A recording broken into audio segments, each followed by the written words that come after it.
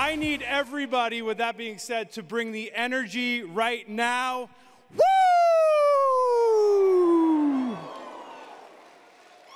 All right. So I'm honored to be sharing with you today what I like to call the art of the possible. How I knew that I could help 1,000 families in a year. 2019, came to the annual convention in Vegas, having not sold anything, and I got crazy obsessed around how to figure this out and not only succeed, but how would I thrive. I helped 700 families in 11 months that year, and then at the following convention, the idea of helping 1,000 families was laid out on the table. My first thought was, why not?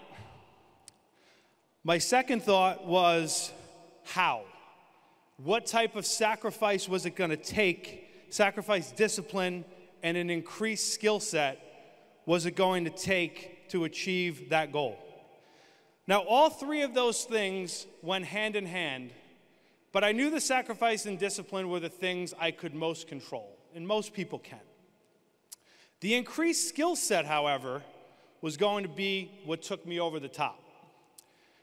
Now, this amazing event is going to motivate a lot of you, as it should, but I want you to remember this statement and write it down.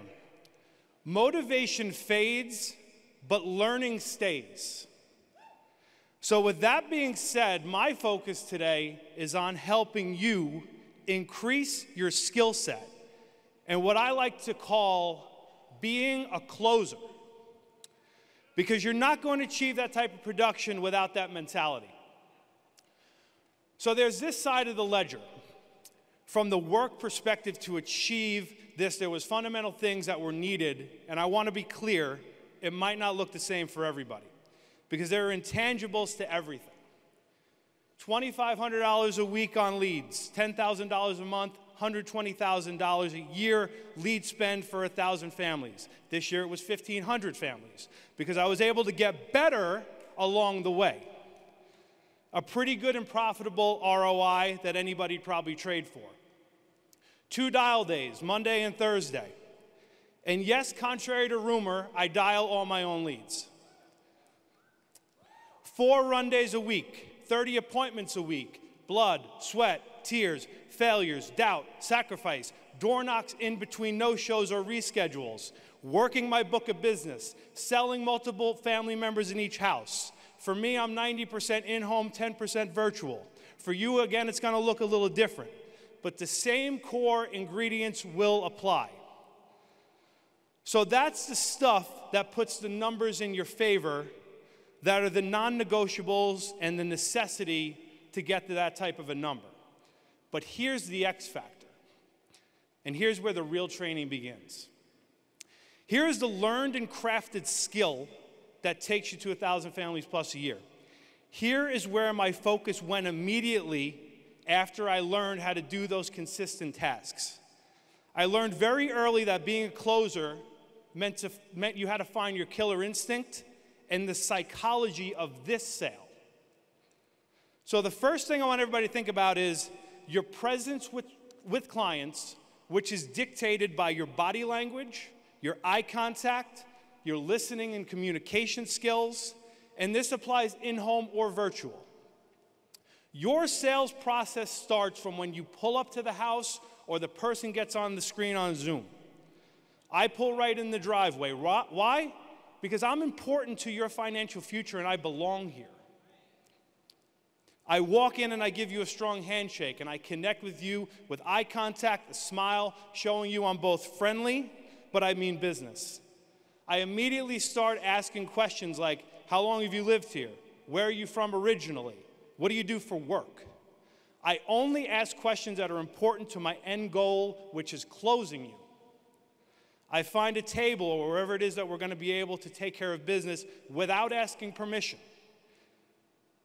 I sit down and communicate who I am, what I do, that I'm licensed in 50 states. I work with just about every insurance carrier in the state.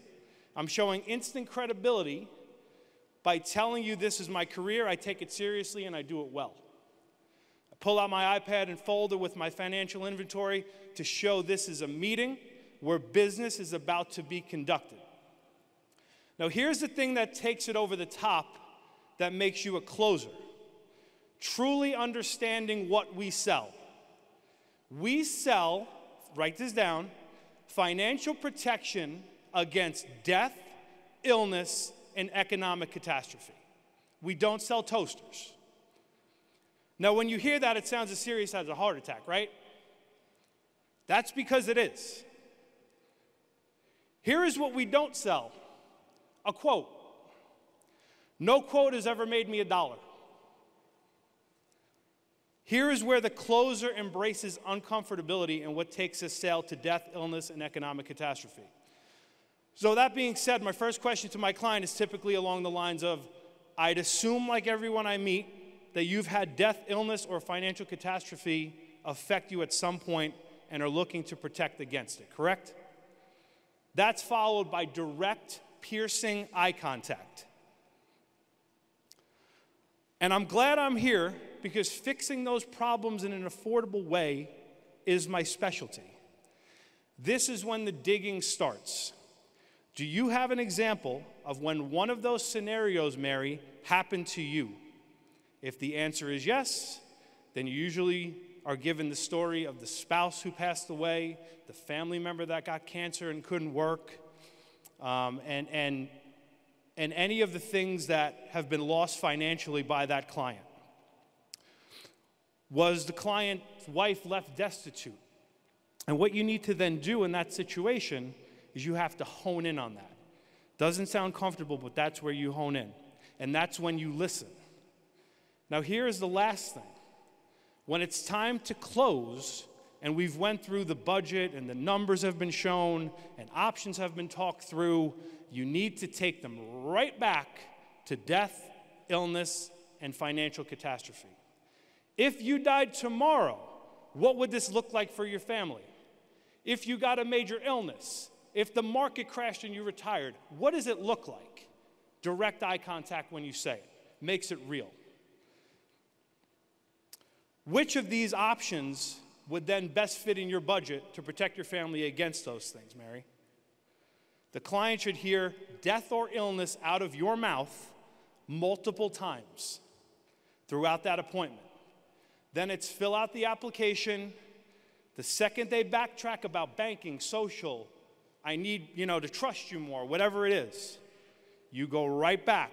Death, illness, financial catastrophe. And typically the reason that happens is because you didn't start the appointment there. You waited till the end, and then you talked about it. But if you hit them in the face with it 7 times, they say as a closer, you should hear no 7 times. Mary, I need your bank account. No, I don't trust giving it to you. Your routing number is 267-084-131, right? You use Chase, Florida? Wow, how did you know that? Because I do this all day long, and I'm credible. So again, remembering, write this down, death, illness, and economic catastrophe. And I'm going to leave you with this. You can be a quoter or you can be a closer. Choose wisely.